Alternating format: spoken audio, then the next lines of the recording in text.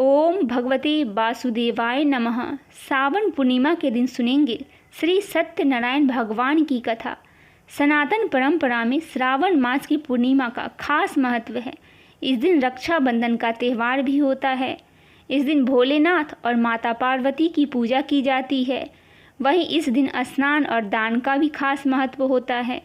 इस दिन दान करने से व्यक्ति को मोक्ष की प्राप्ति होती है और स्नान दान के अलावा इस दिन व्रत भी रखी जाती है। ये व्रत बिना कथा की अधूरी मानी जाती है। हिंदू धार्मिक मान्यताओं के अनुसार भगवान सत्यनारायण का व्रत रखने और कथा सुनने से जो पुण्य फल प्राप्त होता है वह श्री सत्यनारायण पूजा श्री नारायण जो भगवान विष्णु के एक रूप का आशीर्वाद प्राप्त करने के लिए की जाती है। इस रूप में भगवान को सत्य का अवतार माना जाता है। हालांकि सत्यनारायण पूजा करने का कोई निश्चित दिन नहीं है, लेकिन पूर्णिमा के दिन इसे करना अत्यंत शुभ माना जाता है। इस कथा की महिमा को भगवान सत्यनारायण ने अपने मुख से देवर्षि नारद को बताया है। तो आइए सुनते हैं श्री सत्यनारायण भगवान की संपूर्ण कथा हिंदी में और आरती। श्री सत्यनारायण कथा का पहला अध्याय। एक समय की बात है, नैसृण्य तीर्थ में सौनकादिक 88,000 ऋषियों ने श्री सूत जी से पूछा, हे प्रभु, इस कलयुग में वेद विद्या रहित मनुष्यों को प्रभु भक्ति किस प्रकार मिल सकती है तथा उनका उद्धार कैसे होगी। हे मुनि श्रेष्ठ, कोई ऐसा तप बताइए जिससे थोड़े समय में ही पुण्य मिले और मन वांछित फल भी मिल जाए। इस प्रकार की कथा सुनने की हम इच्छा रखते हैं। सर्वशास्त्रों के ज्ञाता सूत जी बोले, हे वैष्णवों, मैं पूज्य आप सभी ने प्राणियों के हित की बात पूछी है, इसीलिए मैं एक ऐसे श्रेष्ठ व्रत को आप लोगों को बताऊंगा जिसे नारद जी ने लक्ष्मी नारायण जी से पूछा था और लक्ष्मीपति ने मुनि श्रेष्ठ नारद जी से कहा था। आप सब इसे ध्यान से सुनिए। एक समय की बात है, योगी राज नारद जी दूसरों के हित की इच्छा के लिए अनेक लोकों में घूमते हुए मृत्यु लोक में आ पहुँचे। यहाँ उन्होंने अनेक योनियों में जन्मे। प्रायः सभी मनुष्य को अपने कर्मों द्वारा अनेकों दुखों से पीड़ित देखा। उनका दुख देख नारद जी सोचने लगे कि कैसा यत्न किया जाए जिसके करने से निश्चित रूप से मानव के दुखों का अंत हो जाए। इसी विचार पर मनन करते हुए वह विष्णु लोक में गए। वहाँ वह देवों के ईश नारायण की स्तुति करने लगे, जिनके हाथों में शंख चक्र गदा और पद्म थे, गले में वरमाला पहने हुए थे। स्तुति करते हुए नारद जी बोले, हे भगवान, आपका आदि मध्य तथा अंत नहीं है। निर्गुण स्वरूप सृष्टि के कारण भक्तों के दुख दूर करने वाले आपको मेरा नमस्कार है। नारद जी की स्तुति सुन विष्णु भगवान बोले, हे मुनि श्रेष्ठ, आपके मन में क्या बात है? आप किस काम के लिए पधारे हैं, उसे निसंकोच कहो। इस पर नारद मुनि बोले कि मृत्यु लोक में अनेक योनियों में जन्मे मनुष्य अपने कर्मों के द्वारा अनेकों दुखों से दुखी है। हे नाथ, आप मुझ पर दया रखते हैं तो बताइए कि वो मनुष्य थोड़े प्रयास से ही अपने दुखों से कैसे छुटकारा पा सकते हैं। फिर श्री हरि बोले, हे नारद, मनुष्यों की भलाई के लिए तुमने बहुत अच्छी बात पूछी है। जिसके करने से मनुष्य मोह से छूट जाता है, वह बात मैं कहता हूँ, उसे सुनो। स्वर्ग लोक और मृत्यु लोक दोनों में एक दुर्लभ उत्तम व्रत है जो पुण्य देने वाला है। आज प्रेमवश होकर मैं उसे तुमसे कहता हूँ। श्री सत्यनारायण भगवान का यह व्रत अच्छी तरह से विधान पूर्वक करके मनुष्य तुरंत ही यहाँ सुख भोग कर मरने पर मोक्ष प्राप्त कर लेता है। श्री हरि के वचन सुन नारद जी बोले कि उस व्रत का फल क्या है और उसका विधान क्या है। यह व्रत किसने किया था, इस व्रत को किस दिन करना चाहिए, सभी कुछ विस्तार से बताएं। नारद जी की बात सुनकर श्री हरि बोले, दुख और शोक को दूर करने वाला, यह सभी स्थानों पर विजय दिलाने वाला मानव को भक्ति और श्रद्धा के साथ शाम को श्री सत्यनारायण की पूजा धर्मपरायण होकर ब्राह्मणों और बंधुओं के साथ करनी चाहिए। भक्ति भाव से ही नैवेद्य, केले का फल, घी, दूध और गेहूं का आटा सवाय ले। गेहूं के स्थान पर साठी का आटा, शक्कर तथा गुड़ लेकर वह सभी भक्षण योग्य पदार्थ को मिलाकर भगवान का भोग लगाए। ब्राह्मणों सहित बंधु बांधवों को भी भोजन करवाए। उसके बाद स्वयं भोजन करे। भजन कीर्तन के साथ भगवान की भक्ति में लीन हो जाए। इस तरह से श्री सत्यनारायण भगवान का यह व्रत करने से मनुष्य की सारी इच्छाएं पूरी होती है। इस कली काल अर्थात कलयुग में मृत्यु लोक में मोक्ष की यही एक सरल उपाय बताया गया है। इति श्री सत्यनारायण व्रत कथा का प्रथम अध्याय संपूर्ण हुआ। बोलिए श्री सत्यनारायण भगवान की जय। आइए दूसरा अध्याय की शुरुआत करते हैं। सूत जी बोले, हे ऋषियों, जिसने पहले समय में इस व्रत को किया था उसका इतिहास कहता हूँ, ध्यान से सुनो। सुंदर काशीपुरी नगरी में एक अत्यंत निर्धन ब्राह्मण रहता था। भूख प्यास से परेशान वह धरती पर घूमता रहता था। ब्राह्मणों से प्रेम करने वाले भगवान ने एक दिन ब्राह्मण का वेश धारण कर उसके पास जाकर पूछा, हे विप्र, नित्य दुखी होकर तुम पृथ्वी पर क्यों घूमते हो? दीन ब्राह्मण बोला, मैं निर्धन ब्राह्मण हूँ, भिक्षा के लिए धरती पर घूमता हूँ। हे भगवान, यदि आप इसका कोई उपाय जानते हैं तो बताइए। वृद्धा ब्राह्मण कहता है कि श्री सत्यनारायण भगवान का मनोवांछित फल देने वाले हैं, इसीलिए तुम उनका पूजन करो।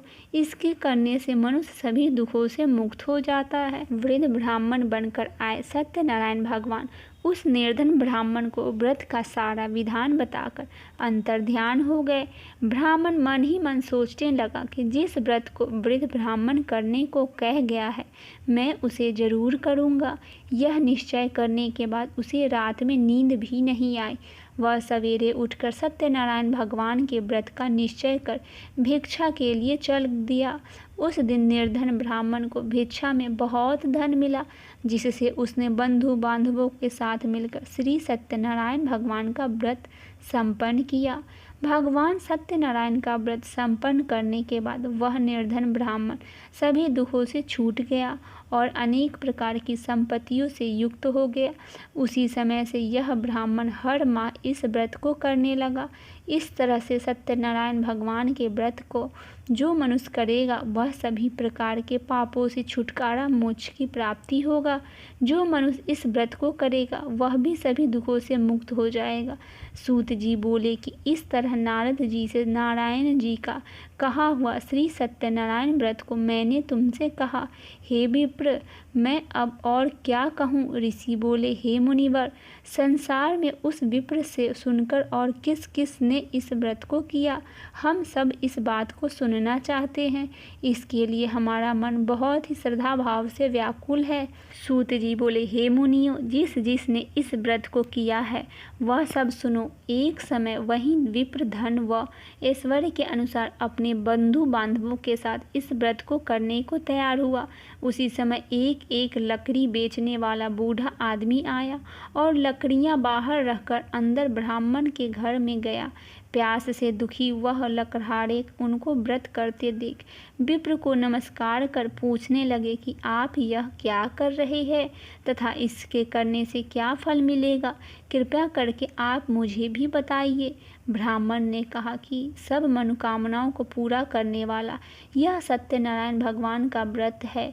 इनकी कृपा से ही मेरे घर में धन धान आदि की वृद्धि हुई है। विप्र से सत्यनारायण व्रत के बारे में जानकर लकड़हारे बहुत प्रसन्न हुआ। चना अमृत लेकर वह प्रसाद खाने के बाद वह अपने घर गया। लकड़हारे ने अपने मन में संकल्प किया कि आज लकड़ी बेचने से जो धन मिलेगा उसी से श्री सत्यनारायण भगवान का उत्तम व्रत करूँगा। मन में इस विचार को ले बूढ़ा आदमी सिर पर लकड़ियाँ रख उस नगर में बेचने गया। जहाँ धनी लोग ज़्यादा रहते थे उस नगर में उसे अपनी लकड़ियाँ का दाम पहले से 4 गुना अधिक मिलता है। बूढ़ा प्रसन्नता के साथ दाम लेकर केले, शक्कर, घी, दूध, दही और गेहूं का आटा ले और सत्यनारायण भगवान के व्रत के अन्य सामग्रियों को लेकर अपने घर गया।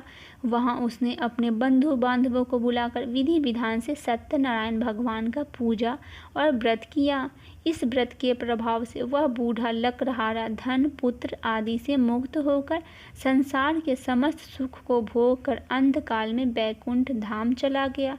इति श्री सत्यनारायण व्रत कथा का 2वां अध्याय संपूर्ण हुआ। श्री सत्यनारायण भगवान की जय। 3रा अध्याय आइए सुनते हैं। सूत जी बोले, हे श्रेष्ठ मुनियों, अब आगे की कथा कहता हूँ। पहले समय में उल्कामुख नाम का एक बुद्धिमान राजा था। वह सत्य वक्ता और जितेंद्रिय था। प्रतिदिन देव स्थानों पर जाता और निर्धनों को धन देकर उनके कष्ट दूर करता था।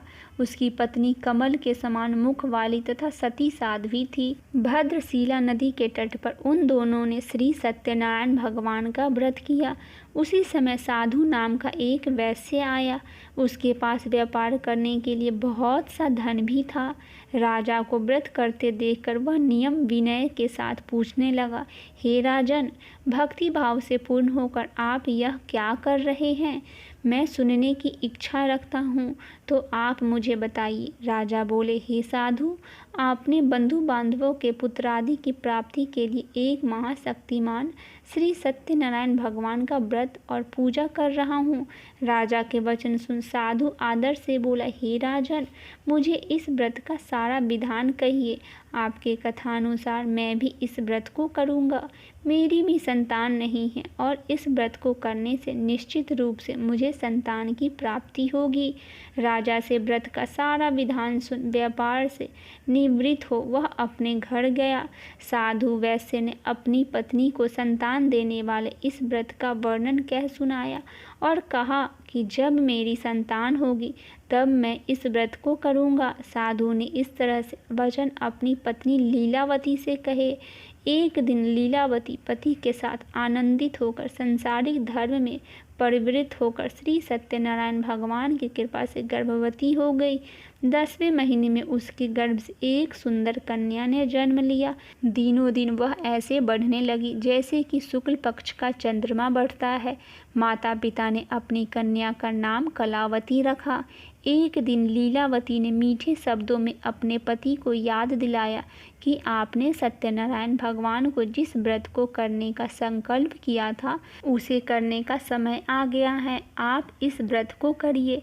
साधु बोला कि हे प्रिय, इस व्रत को मैं उसके विवाह पर करूँगा। इस प्रकार अपनी पत्नी को आश्वासन देकर वह नगर की ओर चल दिया। कलावती पिता के घर में बड़ी हो रही थी। साधु ने एक बार नगर में अपनी कन्या को सखियों के साथ देखा तो तुरंत ही दूत को बुलाया और कहा कि मेरी कन्या के योग्य वर देख कर आओ। साधु की बात सुनकर दूत कंचन नगर में पहुंचा और वहां देखभाल कर लड़की के सुयोग्य बानिक पुत्र को ले आया। सुयोग्य लड़के को देख साधु ने बंधु बांधवों को बुलाकर अपनी पुत्री का विवाह करवा दिया। लेकिन दुर्भाग्य की बात यह है कि साधु ने अभी भी श्री सत्यनारायण भगवान का व्रत नहीं किया। इस पर श्री भगवान क्रोधित हो गए और श्राप दिया कि साधु को अत्यधिक दुख मिले। अपने कार्य में कुशल साधु बनिया जमाई को लेकर समुद्र के पास स्थित होकर रत्नासारपुर नगर में आ गया। वहां जाकर दामाद ससुर दोनों मिलकर चंद्रकेतु राजा के नगर में व्यापार करने लगे। एक दिन भगवान सत्यनारायण की माया से एक चोर राजा का धन चुराकर भाग रहा था। उसने राजा के सिपाहियों को अपना पीछा करते हुए देख चुराया हुआ धन वहां रख दिया जहां साधु अपने जमाई के साथ ठहरा हुआ था। राजा के सिपाहियों ने साधु वैश्य के पास राजा का धन पड़ा देखा तो वह ससुर और जमाई दोनों को बांधकर प्रसन्नता से राजा के पास ले गए और कहा कि उन दोनों चोरों को हम पकड़ लाए हैं, आप आगे की कार्यवाही की आज्ञा दे। राजा की आज्ञा से उन दोनों को कठिन कारावास में डाल दिया गया और उनका सारा धन भी उनसे छीन लिया गया। श्री सत्यनारायण भगवान के श्राप से साधु की पत्नी भी बहुत दुखी हुई। घर में जो धन रखा था उसे चोर चुरा कर ले गए। शारीरिक तथा मानसिक पीड़ा व भूख प्यास से अति दुखी हो अन्न की चिंता में कलावती के ब्राह्मण के घर गई। वहाँ उसने श्री सत्यनारायण भगवान का व्रत होते देखा। फिर कथा भी सुनी। वह प्रसाद ग्रहण कर वह रात को घर वापिस आई। माता के कलावती से पूछा कि हे पुत्री, अब तुम कहाँ गई थी? तेरे मन में क्या है? कलावती ने अपनी माता से कहा, हे माता, मैंने एक ब्राह्मण के घर में श्री सत्यनारायण भगवान का व्रत देखा है। कन्या के वचन सुन लीलावती भगवान के पूजन की तैयारी करने लगी। लीलावती ने परिवार और बंधुओं सहित श्री सत्यनारायण भगवान का पूजन किया और उनसे वर मांगा कि मेरे पति तथा जमाई शीघ्र घर आ जाए। साथ ही यह भी प्रार्थना की कि हम सबका अपराध क्षमा करे।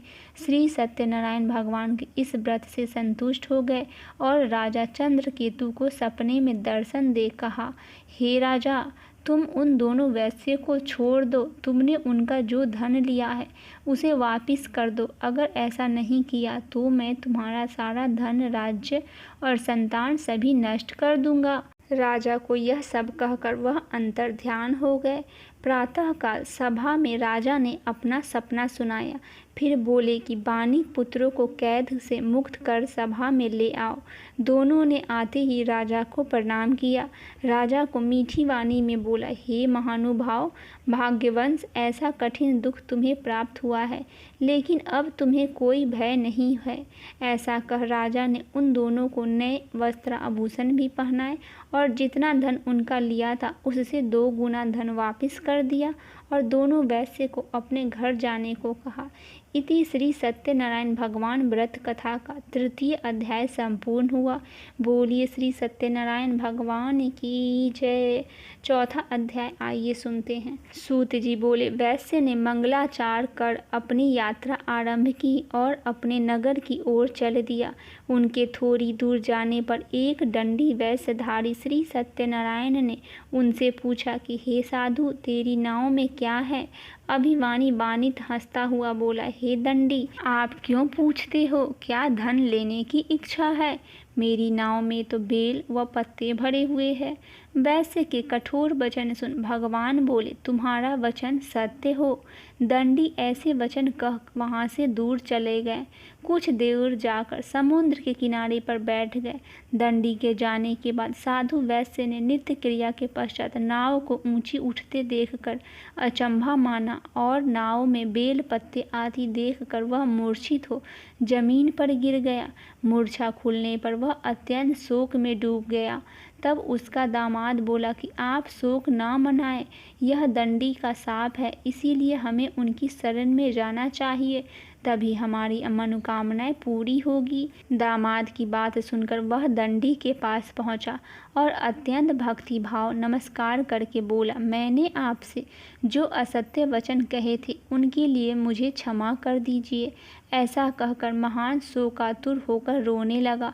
तब दंडी भगवान बोले, हे वानिक पुत्र, मेरी आज्ञा से बार बार तुम्हें दुख प्राप्त हुआ है। तू मेरी पूजा से विमुख हुआ है। साधु बोला, हे भगवान, आपकी माया से ब्रह्मा आदि देवता भी आपके रूप को नहीं जानते। तब मैं तो अज्ञानी हूँ, कैसे जान सकता हूँ? आप प्रसन्न होइए। अब मैं सामर्थ्य के अनुसार आपकी पूजा अवश्य करूँगा। मेरी रक्षा करो और पहले के समान नौका में धन भर दो। साधु वैश्य के भक्तिपूर्वक वचन सुनकर भगवान प्रसन्न हो गए और उसकी इच्छा के अनुसार वरदान देकर अंतर ध्यान हो गए। ससुर जमाई जब नाव पर आए तो नाव धन से भरी हुई थी। फिर वही अपने अन्य साथियों के साथ सत्यनारायण भगवान का पूजन कर अपने नगर को चल दिए। जब नगर के नज़दीक पहुँचे तो दूत के घर पर खबर करने के लिए भेज दिया। दूत साधु की पत्नी को प्रणाम कर कहता है कि मालिक अपने दामाद सहित नगर के निकट आ गए हैं। दूत की बात सुन साधु की पत्नी लीलावती ने बड़े हर्ष के साथ सत्यनारायण भगवान का पूजन कर अपनी पुत्री कलावती से कहा कि मैं अपने पति के दर्शन को जाती हूँ, तू कार्य पूर्ण कर शीघ्र आ जाना। माता के ऐसा वचन सुन कलावती जल्दी से प्रसाद छोड़ अपने पति के पास चली गई। प्रसाद की अवज्ञा के कारण श्री सत्यनारायण भगवान रुष्ट हो गए और नाव सहित उसके पति को पानी में डुबा दिया। कलावती अपने पति को वहां न पाकर रोती हुई जमीन पर गिर गई। नौका को डूबा हुआ देख व कन्या को रोता हुआ देख साधु दुखी होकर बोला कि हे प्रभु, मुझसे तथा मेरे परिवार से जो भूल हुई है उसे क्षमा करिए। साधु की दीन वचन सुनकर श्री सत्यनारायण भगवान प्रसन्न हो गए और आकाशवाणी हुई, हे साधु, तेरी कन्या मेरे प्रसाद को छोड़कर आई है, इसीलिए उसका पति अदृश्य हो गया है। यदि वह घर जाकर प्रसाद खाकर लौटती है तो इसे इसका पति अवश्य मिलेगा। ऐसा आकाशवाणी सुन कलावती घर पहुंचकर प्रसाद खाती है और फिर आकर अपने पति के दर्शन करती है। उसके बाद साधु अपने बंधु बांधवों सहित श्री सत्यनारायण भगवान का विधि विधान से पूजन करवाता है। इस लोक का सुख भोग कर वह अंत में स्वर्ग को जाता है। इति श्री सत्यनारायण भगवान व्रत कथा का 4th अध्याय पूरा हुआ। बोलिए श्री सत्यनारायण भगवान की जय। आइए 5वां अध्याय की शुरुआत करते हैं। सूत जी बोले, हे ऋषियों, मैं और भी एक कथा सुनाता हूँ, उसे भी ध्यानपूर्वक सुनो। प्रजा पालन में लीन तुंगध्वज नाम का एक राजा था। उसने भी भगवान का प्रसाद त्याग कर बहुत ही दुख सहन किया। एक बार वन में जाकर वन्य पशुओं को मारकर वह बड़ के पेड़ के नीचे आया। वहां उसने ग्वालों को भक्ति भाव से अपने बंधुओं सहित सत्यनारायण भगवान का पूजन करते देखा। अभिमानवश राजा ने उन्हें देखकर भी पूजा स्थान में नहीं गया। राजा को प्रसाद दिया, लेकिन उसने वह प्रसाद नहीं खाया और प्रसाद को वहीं छोड़कर वह अपने नगर को चला गया। जब वह नगर में पहुंचा तो वहां सब कुछ तहस नहस हो चुका था। वह शीघ्र ही समझ गया कि यह सब भगवान ने ही किया है। वह दोबारा ग्वालों के पास पहुंचा और विधि पूर्वक पूजा कर प्रसाद खाया तो श्री सत्यनारायण भगवान की कृपा से सब कुछ पहले जैसा हो गया। दीर्घ काल तक सुख भोगने के बाद मरणोपरांत उसे स्वर्ग की प्राप्ति हुई। जो मनुष्य परम दुर्लभ इस व्रत को करेगा तो भगवान सत्यनारायण की अनुकंपा से उसे धन की प्राप्ति होगी। निर्धन धनी हो जाता है और भय मुक्त हो जीवन जीता है। संतानहीन मनुष्य को संतान सुख मिलता है। सारे मनोरथ पूर्ण होने पर मानव अंतकाल में वैकुंठ धाम को जाता है। सूत जी बोले, जिन्होंने पहले इस व्रत को किया है, अब उनके दूसरे जन्म का कथा कहता हूँ। वृद्ध सतानंदन ब्राह्मण ने सुदामा का जन्म लेकर मोक्ष की प्राप्ति की। लक्रहारे ने अगले जन्म में निषाद बनकर मोक्ष प्राप्त किया। उल्का मुख नाम का राजा दशरथ होकर वैकुंठ गए। साधु नाम के वैश्य ने मोर ध्वज बनकर अपने पुत्र को आरे से चीर कर मोक्ष पाया। महाराज तुंगध्वज ने स्वयंभू होकर भगवान से भक्ति युक्त हो कर्म कर मोक्ष पाया।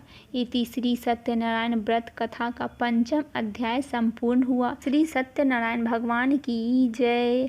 कथा श्रवण के बाद श्री सत्यनारायण की आरती अवश्य करना चाहिए और अंत में 3 बार प्रदक्षिणा कर आटे की पंजरी में विविध फल और दही लस्सी का चनामृत बनाकर सभी लोगों को प्रसाद स्वरूप बांटकर और स्वयं भी ग्रहण करना चाहिए। आइए सत्यनारायण भगवान की आरती करते हैं। जय लक्ष्मी रमना स्वामी, जय लक्ष्मी रमना सत्यनारायण स्वामी, जने पातके हरेना। जय लक्ष्मी रमना रतन जड़ित सिंहासन, अद्भुत छवि राजे, नारद करत निराजन, घंटा बने बाजे। जय लक्ष्मी रमना प्रकट भये कलि कारण, द्विज को दरस दियो, बूढ़ो ब्राह्मण बन कर कंचन महल कियो। जय लक्ष्मी रमना दुर्बल भील कठारो, जिन पर कृपा करो, चंद्रचूड के राजा, तिनके विपत्ति हरे। जय लक्ष्मी रमना, वैसे मनोरथ पायो। श्रद्धा तजे दीन्ही, सो भले भोग प्रभु जी। फिर स्तुति कीन्ही, जय लक्ष्मी रमना। भाव भक्ति के कारण, छिन छिन रूप धरो। श्रद्धा धारण कीन्ही, तिनको काज सरो। जय लक्ष्मी रमना, ग्वाले बाले संग राजा। वन में भक्ति करी, मनोवांछित फल दीनो। दीन दयालु हरि, जय लक्ष्मी रमना। चढ़त प्रसाद सवायो, कदली फल मेवा। धूप दीप तुलसी से, राजी सत देवा। जय लक्ष्मी रमना, सत्य नारायण की आरती। जो कोई नर गावे, तन मन सुख संपत्ति।